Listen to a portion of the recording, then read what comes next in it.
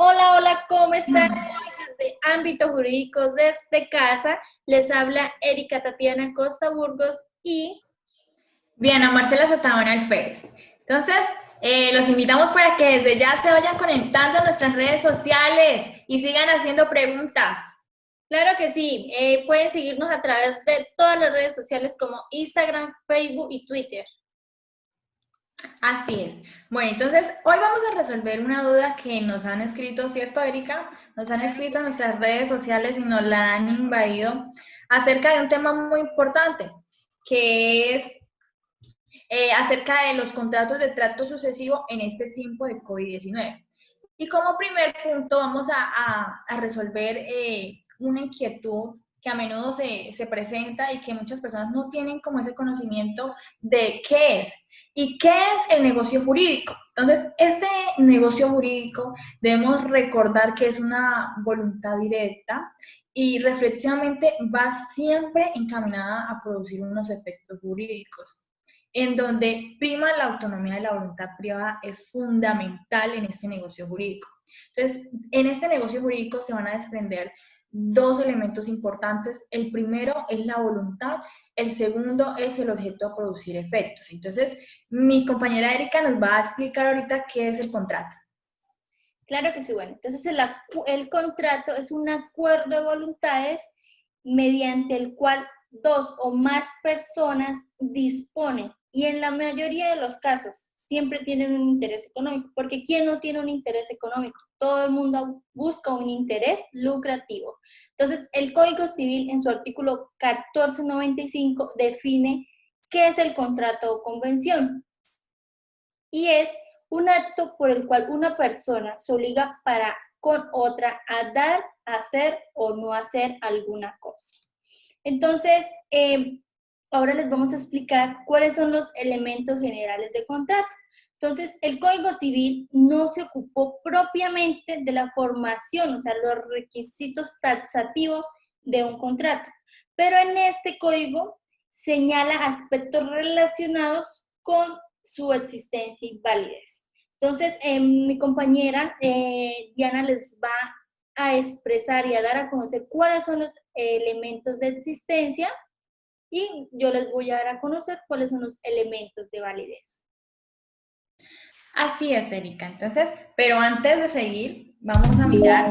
Imagínate que hay 150 personas que están viendo este programa. De verdad, muchas gracias por conectarse siempre con nosotros.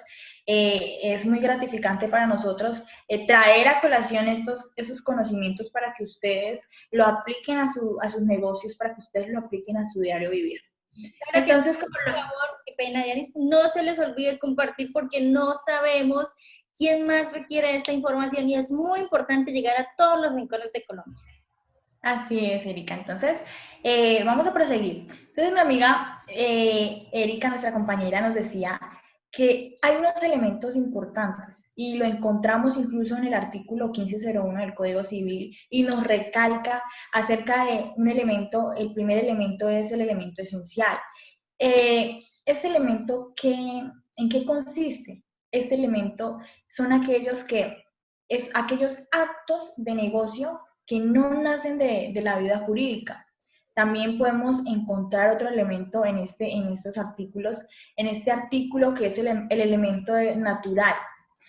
Este, este elemento es aquel que sin ser esencial se subentiende que le pertenece y no requiere la expresa manifestación de las partes. Ejemplo, coloquemos un ejemplo muy común, que es la compraventa. Entonces, en esta compraventa, digamos, no se menciona ni el lugar, no se menciona ni el tiempo de la entrega de la cosa, pero resulta que la ley civil y la ley comercial empiezan a suplir ese vacío que hay en esa compraventa.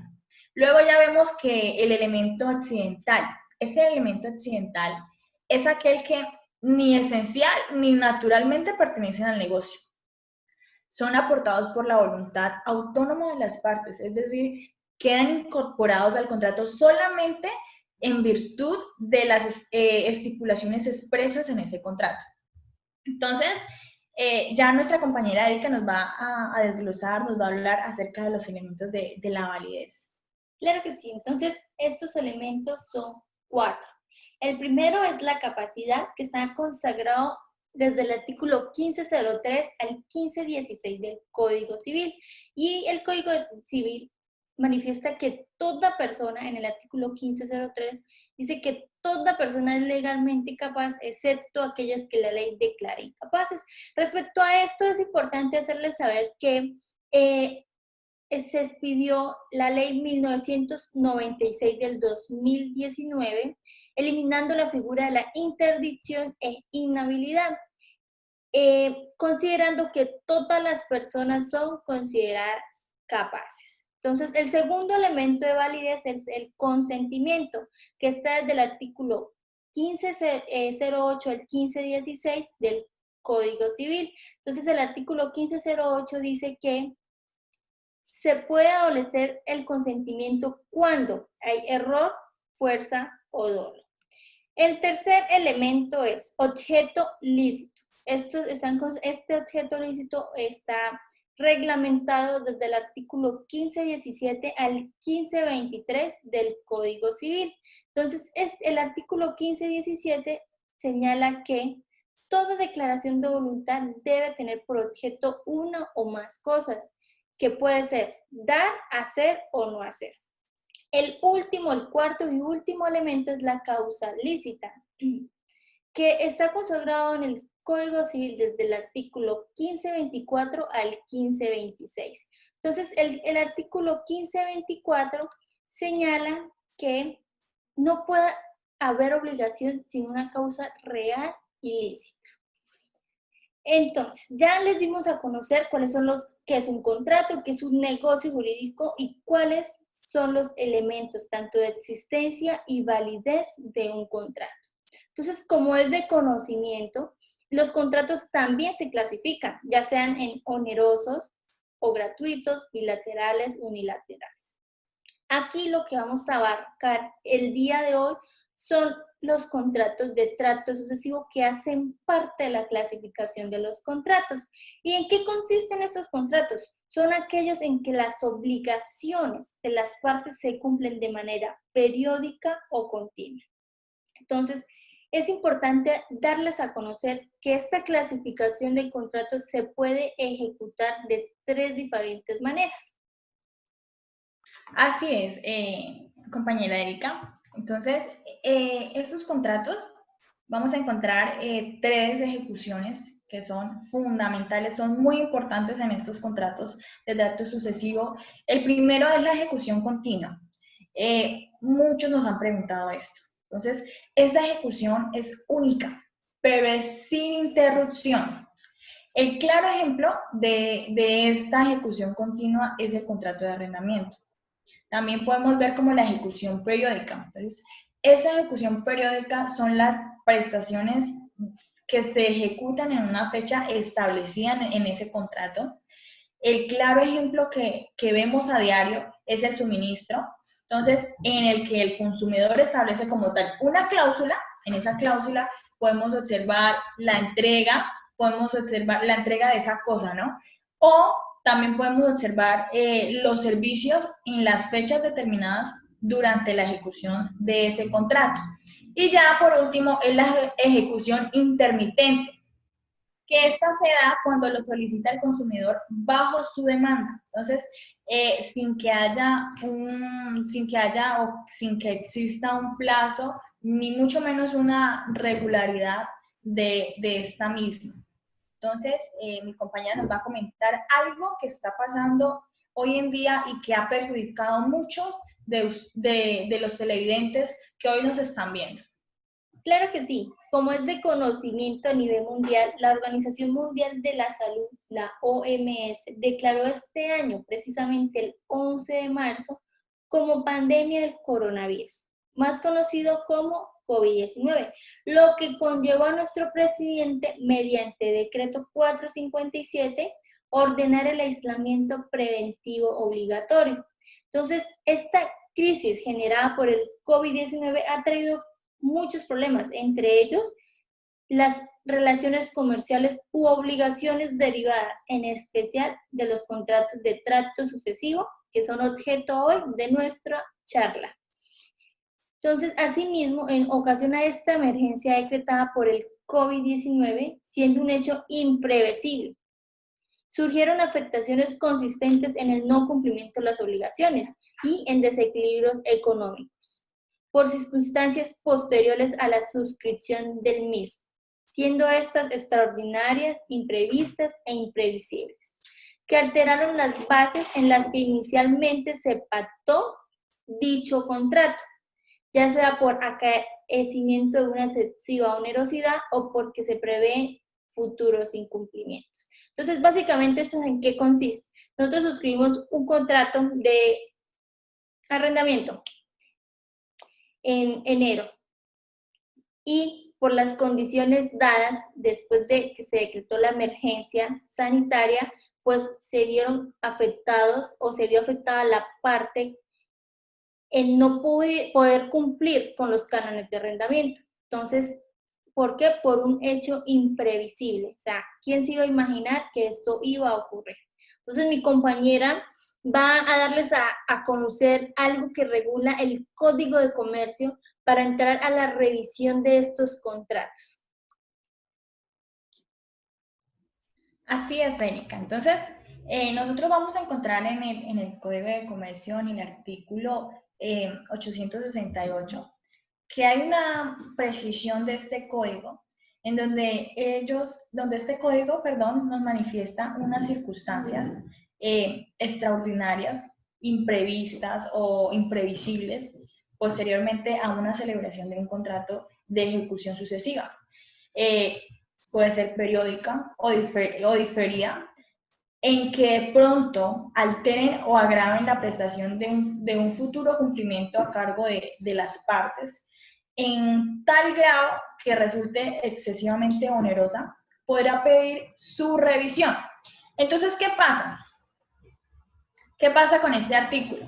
Entonces, esta regla para todos los contratos de ejecución sucesiva, ya sea periódica o diferida, que sean afectados por estas circunstancias sobrevenidas, previas hacia su cumplimiento futuro y terminación, exceptuando los contratos aleatorios y los de ejecución instantánea. Entonces, muchos de nuestros seguidores, Erika, nos han escrito, bueno, ¿qué nosotros podemos hacer? ¿Qué figura jurídica, qué instituto jurídico podemos direccionarnos para poder hacer algo con nuestros contratos, para poder solucionar muchas situaciones que se han presentado? Entonces, compañera, para que nos resuelva esa duda. Claro que sí, compañera Diana. Entonces, el motivo de este video es darle a conocer a la ciudadanía que hay institutos jurídicos o figuras jurídicas a las que pueden acudir, ¿sí? De común acuerdo entre las partes, para evitar acudir a la jurisdicción, ¿sí? Por futuros incumplimientos. Entonces, la primera es la figura o el instituto jurídico de fuerza mayor. La Corte Constitucional ha definido la fuerza mayor como esa extraña y externa causa al hecho demandado.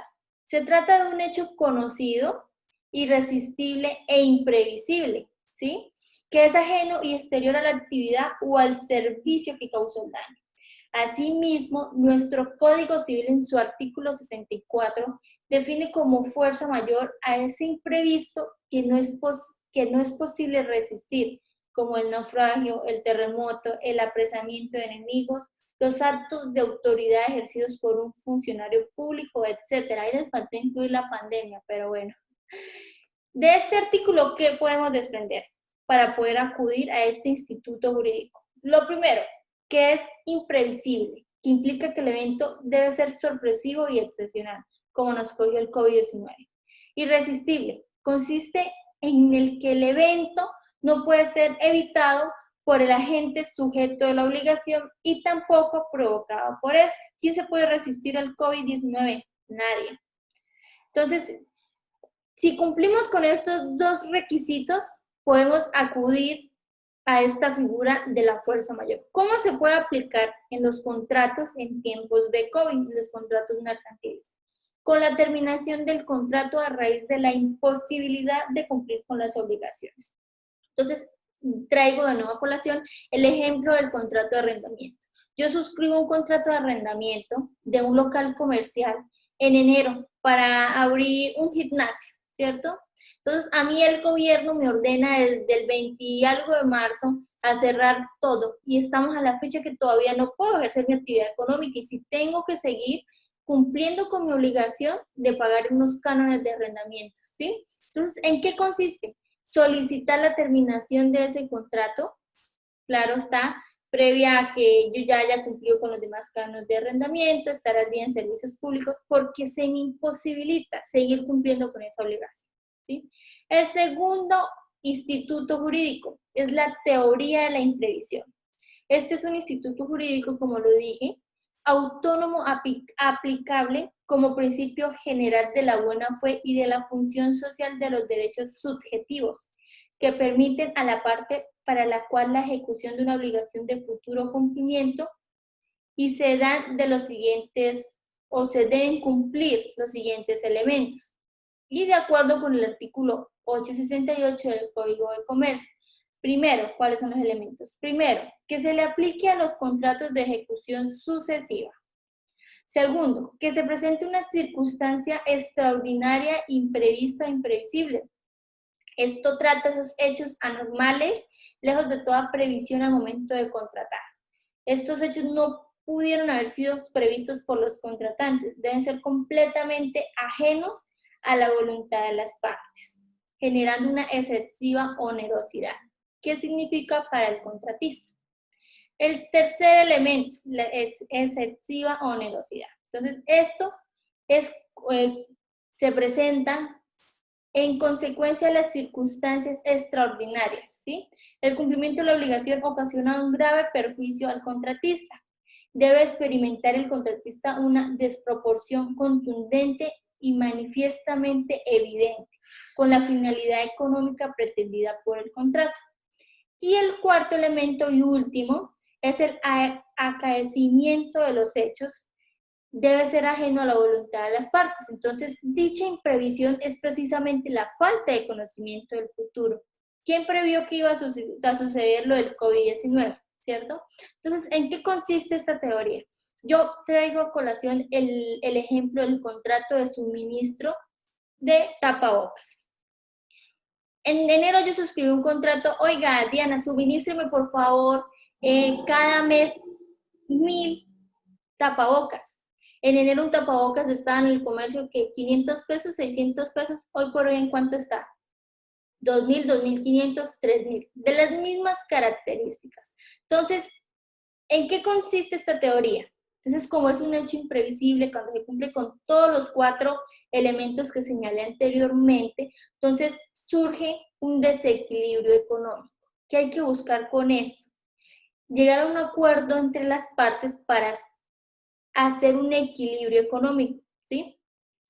Que los suministros a dar, esos precios se actualicen al mercado actual. Entonces, ¿qué se puede hacer? Solicitar o llevar a cabo un otro sí modificatorio en valor y si es de acuerdo a las partes, en tiempo.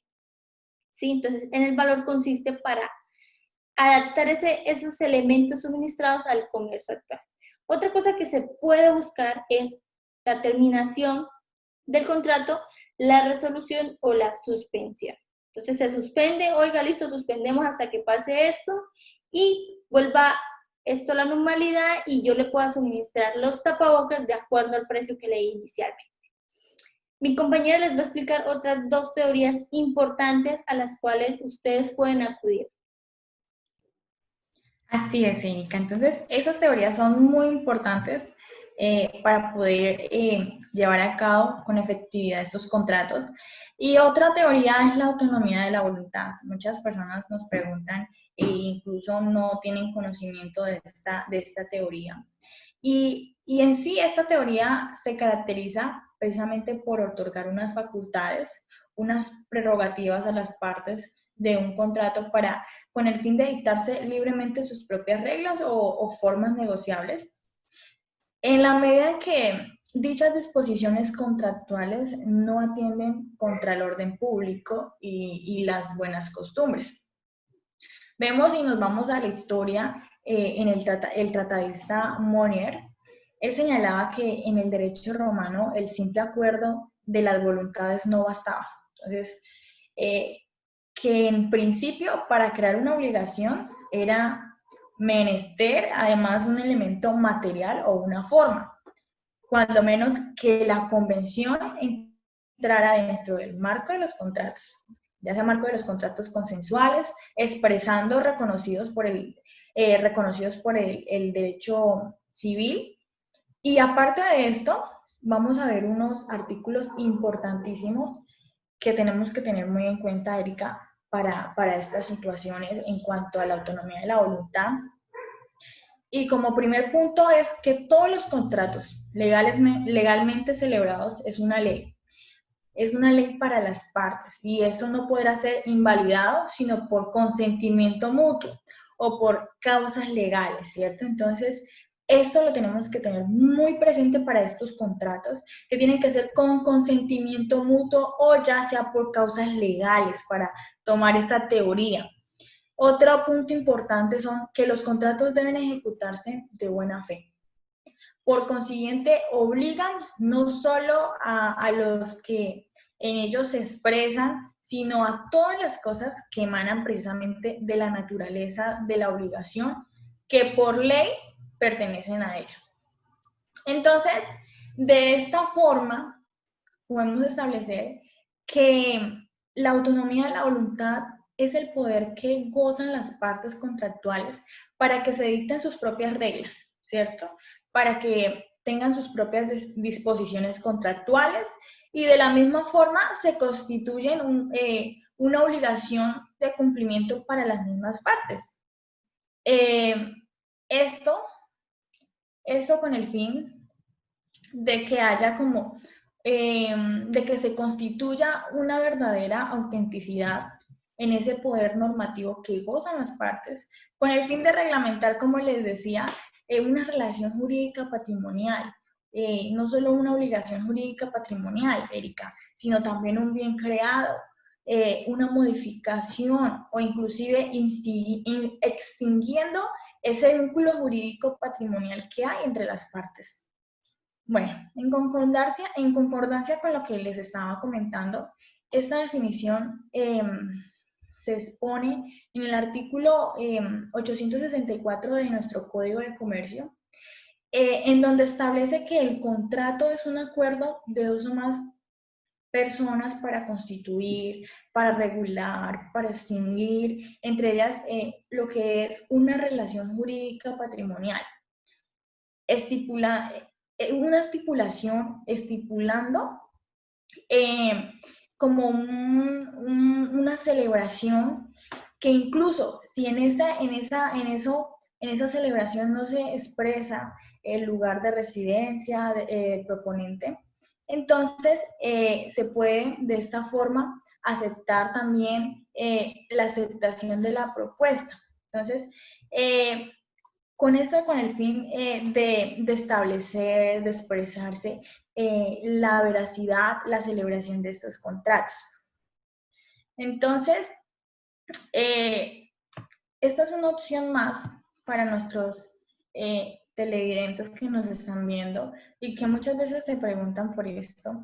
Entonces, también vamos a dar otra teoría muy importante, que es la teoría de distribución y asignación de riesgos.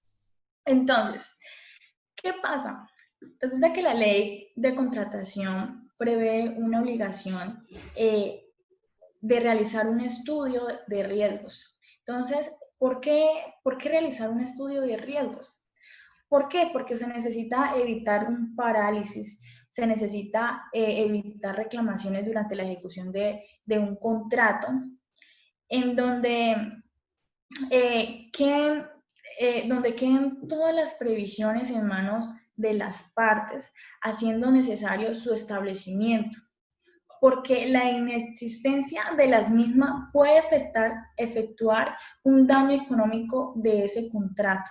Entonces, por eso las reglas metodológicas para esta distribución de riesgos en los contratos de concesión de obras e incluso de infraestructuras de transporte se suscriben primero a preservar la conmutatividad, que es lo que llaman, es la conmutatividad de ese contrato, la asunción por parte del Estado de esos riesgos anormales. Entonces, otro es la negociación equilibradamente de los riesgos para establecer nuevos acuerdos, que eso es lo que llama esta teoría, restablecer nuevos acuerdos a través de una renegociación del contrato con el fin de compensar aritméticamente los riesgos asumidos y compensar incluso adicionalmente cuando los riesgos transferibles rebasan las consecuencias estimadas.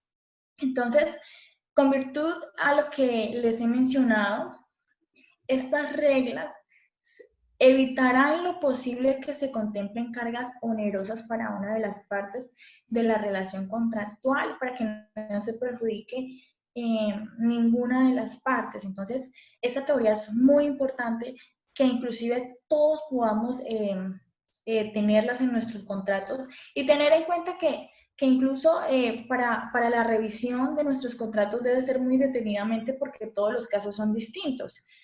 Entonces, para los televidentes que se acaban de conectar, vamos a darles un repasito de lo que hemos hablado. Entonces, mi amiga Erika va a complementar algunas cositas para que si quedan algunas dudas, de una vez salgan esas dudas y los que se acaban de conectar tengan cierto conocimiento de lo que hemos estado hablando en esta mañana.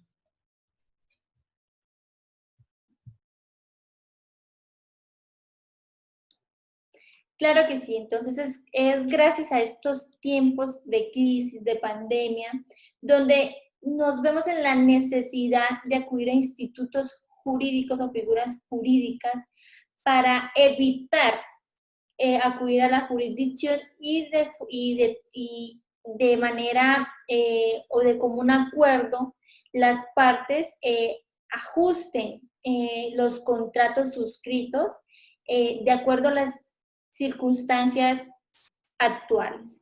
Entonces, esperamos que les haya gustado muchísimo este video. Quiero que por favor nos colaboren con este slide en nuestras redes sociales. Recuerden que no están solos, entonces mi compañera Diana también nos va a apoyar con algo chiquito y esperamos de todo corazón que les haya servido de mucho este video y esta información dada para ustedes. Así es, Erika. Entonces, los invitamos para que compartan, para que etiqueten a sus colegas, a las personas que necesitan esta información. Entonces, hay que tener en cuenta, para los que acaban de ingresar, que el contrato de trato sucesivo son esos que se rigen en las entregas, en las prestaciones periódicas, que perduran durante un tiempo prolongado, ¿cierto? Entonces, en las operaciones de estos contratos se puede incluir aquellas en las que el proveedor se obliga a entregar un bien, a prestar el servicio, a prestar ese servicio de forma sucesiva y por el precio unitario. Entonces, sin que la cuantía total se refiera con exactitud. Este contrato está rodeado de institutos jurídicos para resolver algunos riesgos dentro del contrato. Entonces, como lo mencionaba mi compañera Erika, unos institutos que nos van a ayudar para resolver nuestras dificultades que se han presentado en nuestros contratos. Y ella ya mencionó unos, entonces yo traigo a recalcar también los que les hablaba en nuestro programa, que es la autonomía de la voluntad. Entonces, esta autonomía de la voluntad es aquella que constituye un verdadero y una autenticidad de ese poder normativo que gozan las partes para reglamentar su relación jurídica patrimonial y ese bien creado, en donde se puede modificar, incluso extinguiendo un vínculo jurídico patrimonial. Por otro lado, tenemos lo que es lo que es la distribución y la asignación de riesgo. Esa es una teoría importante para todos los contratos, porque esta evita en lo posible que se contemplen unas cargas onerosas para alguna de las partes en relación contractual. Entonces, nuestros queridos televidentes, deseamos que esta información, que todas las dudas que hoy aclaramos acerca de los contratos de trato sucesivo hayan sido de gran ayuda para cualquier inquietud, para lo que hoy estamos viviendo. Entonces, les pedimos que compartan, que nos sigan en nuestras redes sociales que aparecen acá. Entonces, mi amiga Erika, ¿vas a decir algo? No, pues entonces recordarles las 4 figuras a las que pueden acudir. Fuerza mayor, teoría de la imprevisión, autonomía de las partes y la asignación de riesgos. Entonces, por favor, las personas que llegaron tarde a nuestros videos, los dejamos en nuestro muro, lo pueden ver en historias destacadas y de verdad es tiempo valioso. Entonces, esperemos que lo aprovechen y espero en nuestro próximo conferencia. Estén atentos a nuestras redes sociales que están acá, Instagram, Facebook y Twitter. Recuerde que desde casa, ámbito jurídico. Así es. Hasta luego.